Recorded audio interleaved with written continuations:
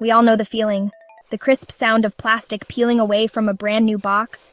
The satisfying weight of a device held for the first time. It is a moment filled with promise and excitement. You unbox a shiny new smartphone, its screen perfectly clean.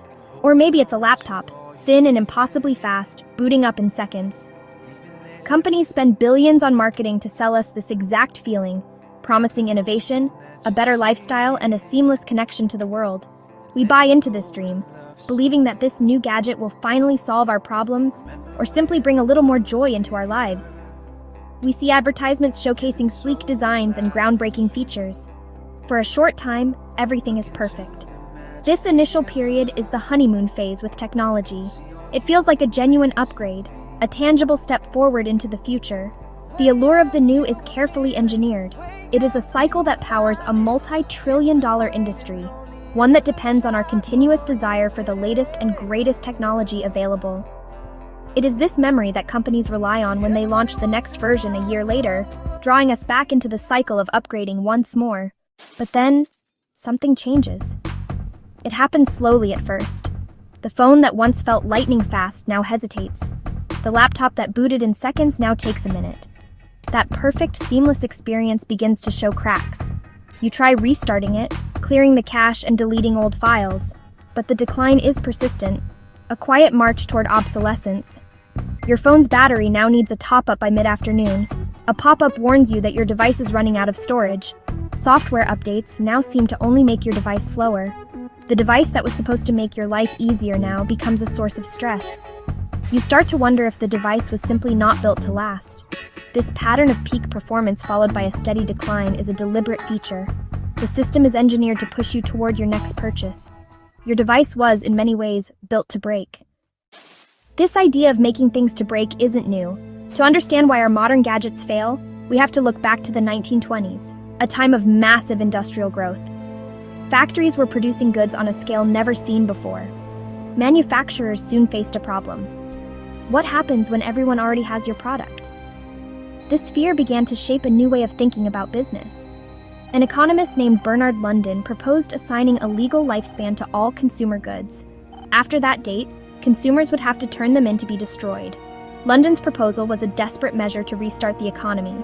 The idea that products should have a limited life to fuel continuous consumption was planted. This was the birth of planned obsolescence as a business strategy.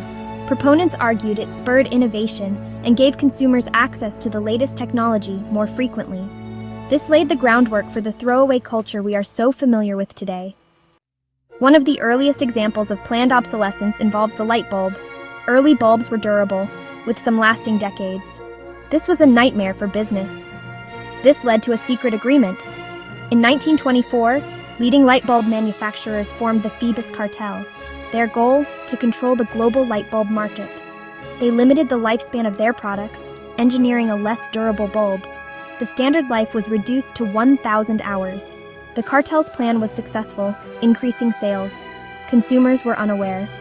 The Phoebus Cartel proved planned obsolescence was a profitable strategy.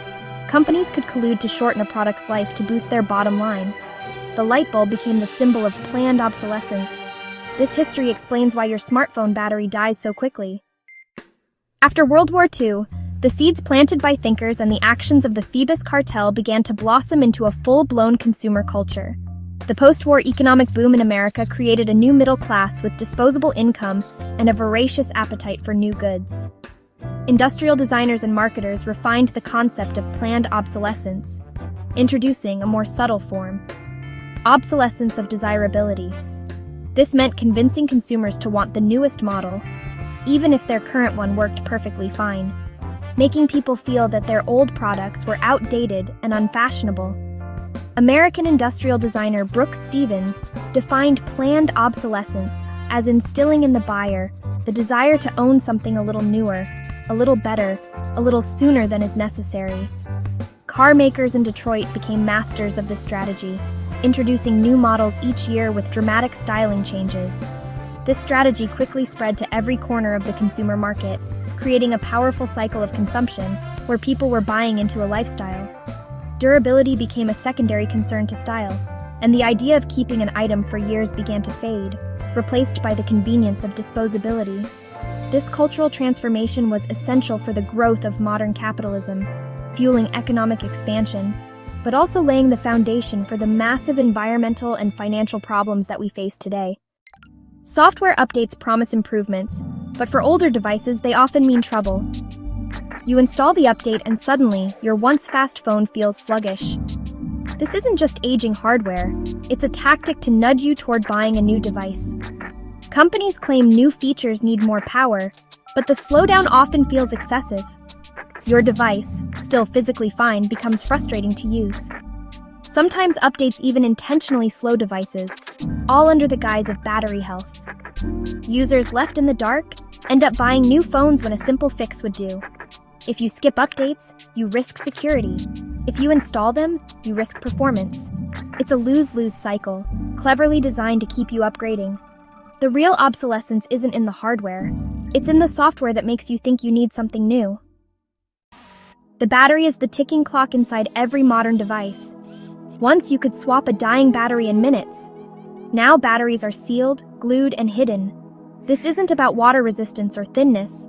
It's about control. As batteries degrade, your device's life shrinks even if everything else works. Replacing a battery is now expensive, complicated, and often discouraged. Most people just buy a new device instead. Some brands prove replaceable batteries are possible, but most don't bother. The result? A simple, cheap fix becomes a reason to upgrade. You're left with 3 bad options: pay a premium for repair, risk a third-party fix, or buy new. This is the battery trap, planned obsolescence by design. One failing part dooms the whole device, fueling waste and profit. Even if your device could be fixed, manufacturers put up barriers. Special screws, lockdown parts, and software blocks keep repairs in-house and expensive. Independent shops and DIY fixes are sidelined by design. The official reason? Safety and quality. The real reason? Control and profit. If you can't fix your own stuff, you're forced to buy new. The right to repair movement fights for your ability to choose, but the wall keeps rising. A cracked screen or dead port shouldn't mean a new device. But repair costs often rival replacement, so most people upgrade. The repair wall isn't accidental, it's a business model. Every forced upgrade adds to a global e-waste crisis. Millions of tons of electronics are trashed each year, packed with toxic materials. These devices leach poisons into soil and water, harming people and the planet. Much e-waste is shipped to developing countries, where workers, often children, risk their health to salvage scraps. Burning and breaking devices releases toxic fumes, creating environmental disasters. The scale is staggering, over 50 million metric tons of e-waste annually. Our desire for the latest tech fuels this mountain of trash. The shiny new phone in your hand casts a long, toxic shadow. The cycle of planned obsolescence isn't just inconvenient, it's catastrophic. We can't ignore the cost of our throwaway culture. E-waste is only half the story. The other half is the cost of making new devices. Mining for metals and rare earths destroys landscapes and pollutes water. Factories burn massive energy and resources to build our gadgets. Each device's journey from mine to assembly to shipping leaves a huge carbon footprint. When products are designed to be replaced quickly, the environmental toll multiplies. Precious materials are wasted when devices aren't repaired or recycled. The take, make, dispose model is unsustainable. We pay twice, once in resource extraction, again in pollution and waste. The true cost of your phone is hidden in destroyed ecosystems and wasted energy. Planned obsolescence is an environmental debt we can't afford. Planned obsolescence doesn't just hurt the planet, it hits our wallets and well-being. Constantly replacing expensive gadgets strains budgets and wastes money. The stress of failing devices and forced upgrades is real. We lose the skills and confidence to fix our own things, becoming passive consumers. Our sense of ownership erodes. Devices become disposable rentals. Relentless marketing makes us feel inadequate if we don't have the latest tech. The cycle of desire and disappointment benefits corporations, not us. We trade empowerment for convenience and pay for it in frustration. The true cost isn't just financial, it's psychological. In a throwaway world, we lose more than just our old devices. But the story does not end with waste and frustration. In the face of a system designed to make us throw things away, a powerful counter-movement is growing, the repair movement. This movement is a direct response to the wastefulness, offering a practical and hopeful alternative. One of the most visible expressions of this movement is the Repair Cafe. The concept is simple: a free, community-run event where people can bring their broken items and work alongside volunteer fixers to repair them. The first Repair Cafe was held in Amsterdam in 2009, and the idea has since spread to thousands of communities across the globe. These events are more than just a place to get something fixed. They are hubs of knowledge sharing, empowering people to take control of their technology. Each successful repair is a small victory against the throwaway mindset. It saves a valuable item from the e-waste mountain and saves the owner money. While community events like repair cafes are changing minds on a local level, a larger, more organized battle is being fought in the political arena. This is the Right to Repair movement, a global coalition of consumers, independent repair shops, and environmental advocates who are pushing for legislation that would force manufacturers to make their products easier and more affordable to fix.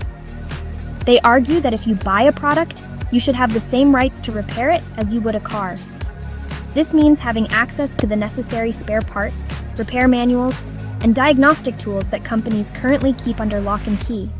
The movement is gaining significant momentum. Lawmakers in Europe and several states across the United States have introduced and in some cases passed right-to-repair legislation. These laws aim to break the monopoly that manufacturers hold on the repair market. They would require companies like Apple, Samsung, and Microsoft to make their parts and information available to both consumers and independent repair technicians at a fair price. This would create a competitive repair market, driving down costs and making it a viable option to fix a device rather than replacing it. It is a fundamental shift in the power dynamic between corporations and consumers. Naturally, large tech companies and their trade associations are fighting these laws fiercely. They lobby heavily against right-to-repair bills, raising concerns about consumer safety, data security, and the protection of their intellectual property. They argue that untrained individuals attempting repairs could injure themselves or damage their devices further. However, advocates for the movement counter that these are scare tactics designed to protect a highly profitable repair and replace business model. They point out that a lack of access to proper information and parts is what makes repairs difficult and risky in the first place, a problem the legislation aims to solve. The fight for the right to repair is about more than just fixing phones. It is about consumer rights, environmental protection, and pushing back against corporate control. It challenges the very foundation of planned obsolescence by demanding that products be designed for longevity and serviceability. A successful right to repair law would not only make it easier to fix our existing gadgets, but would also incentivize companies to design more durable and easily repairable products from the start. Knowing that consumers have other options for repair would force manufacturers to compete on durability, not just on disposable features and flashy marketing. The repair movement is also inspiring the creation of entirely new kinds of products. A new wave of hardware companies is emerging with a focus on sustainability, longevity, and repairability. They are creating a new market for consumers who are tired of planned obsolescence. One example is the Fairphone, a modular smartphone designed to be easily repaired with spare parts sold directly on their website. Framework has developed a fully modular and user-upgradable laptop with detailed repair guides. Users can simply swap out individual components, reducing waste and saving money. These products represent a tangible hope for a different kind of technological future, demonstrating that the arguments against repairability are simply not true. They are laying the groundwork for a future where our relationship with technology is based on a lasting partnership. The story of planned obsolescence is frustrating. It favors profit over longevity, creating a world filled with devices built to break. We have explored the hidden costs of this system, the mountains of toxic e-waste, the environmental price of manufacturing, and the burden placed on consumers. But helplessness is a choice. A powerful counter-movement is rising, built on the act of repair. From repair cafes to the right to repair, people are reclaiming their power. They are supporting companies that build products with longevity in mind, proving a sustainable model is viable. The future of technology is not yet written, and we as consumers have a critical role. By making conscious choices, we can send a message that we value durability.